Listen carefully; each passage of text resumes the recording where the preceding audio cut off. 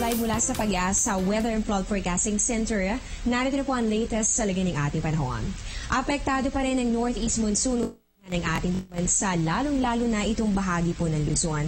At bukod po dyan, ayon po kay Pag-asa Weather Forecaster Manny Mendoza, umaabot din dito sa ating bansa itong mga kaulapan po ng isang low pressure area. Nandito po yan sa ilalim po ng Mindanao area, kaya makakaranas din ng mga pag-ulan ng ilang bahagi po ng ating bansa, katulad na lamang sa Caraga at ganoon din po dito sa may northern Mindanao. Mararanasan po dito ang maulap na kalangitan na magdudulot ng may hinahangin sa katamtamang pag-ulan at mga pulo-pulo pagkidlat, pagkulog.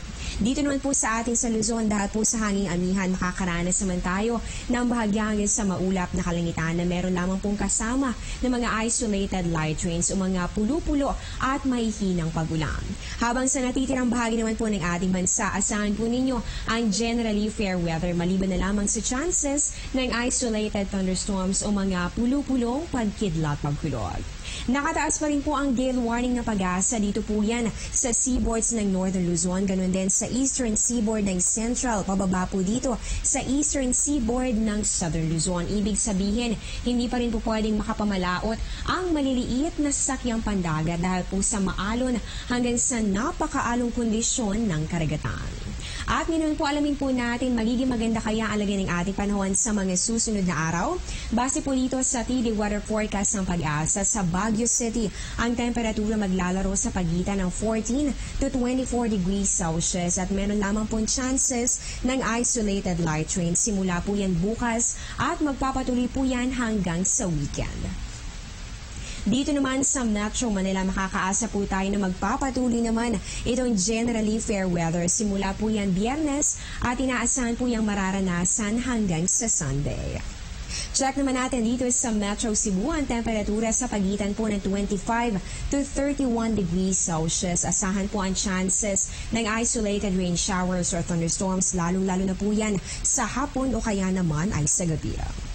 Dito naman sa Metro Davao, may kataasan po ang temperatura, posibleng umabot 4 degrees Celsius ang pinakamataas. Pero kahit po mainit ang panahon, paghandaan pa rin ang mga pag-ulan o pagkidlat, pagkulog. At panghuli po natin sa may Zamboanga, cloudy to cloudy skies, kaya naman po meron pa rin pong posibilidad ng mga pulo-pulong pag-ulan o pagkidlat, pagkulog. Simula po yan bukas hanggang sa darating na weekend.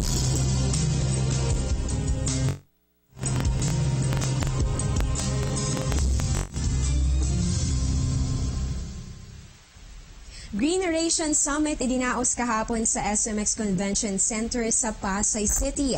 Bilang bahagi po ng pagdiriwang ng Climate Change Consciousness Week, naglalain po itong magkatipon-tipon ng mga kabataan at ipakita ang kanilang malasakit sa ating kalikasan.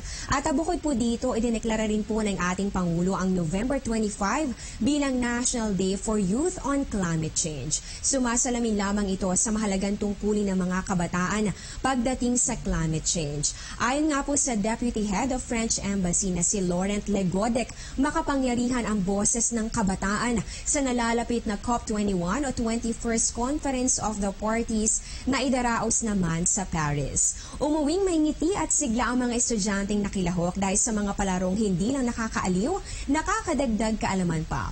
Kaisa po ang Panahon TV sa advokasya laban sa masamang epekto ng climate change.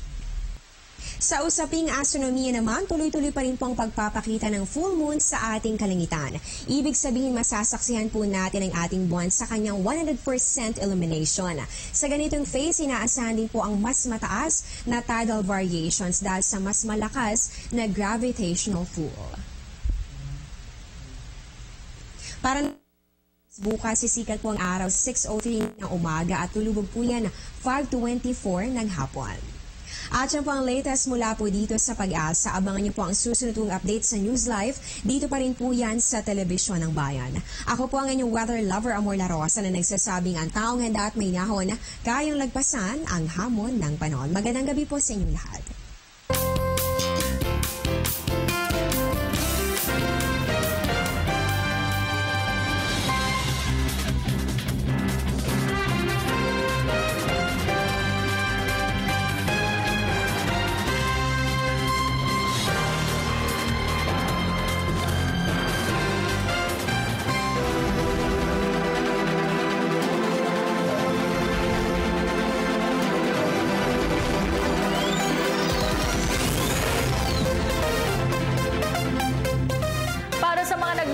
nais maging milyonaryo, may pagkakataon pa para tumaya sa pinakamalapit na Lotto outlet sa inyong lugar.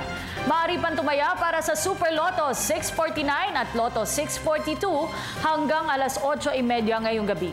Mapapanood ang Lotto Draws mamayang alas 9 ng gabi dito lang sa inyong telebisyon ng bayan.